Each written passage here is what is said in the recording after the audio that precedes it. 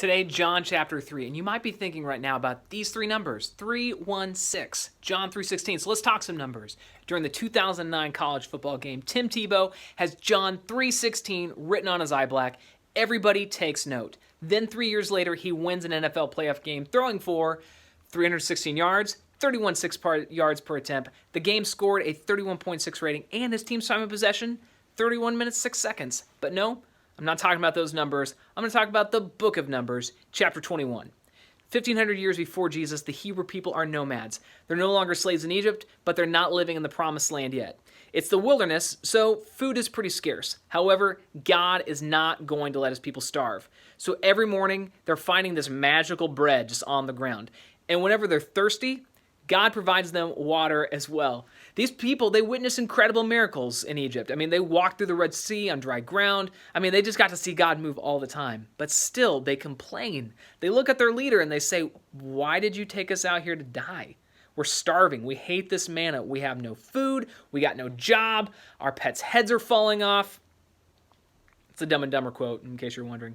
So God hears their complaints. So what does he do? Does he apologize? Does he speed up this wandering process? No. He sends poisonous snakes into the camp.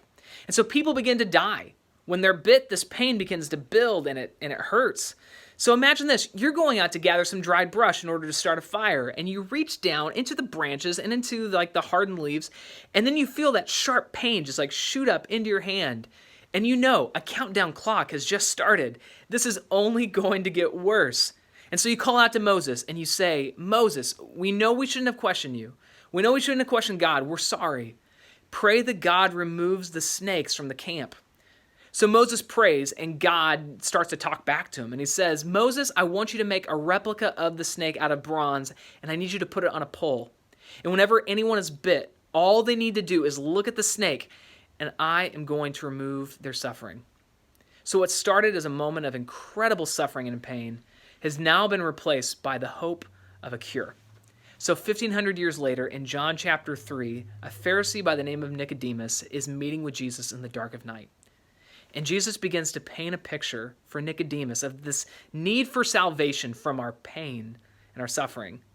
And he tells Nicodemus in John 3:14 through 16, "And as Moses lifted up the bronze snake on a pole in the wilderness, so the Son of Man must be lifted up, so that everyone who believes in him will have eternal life.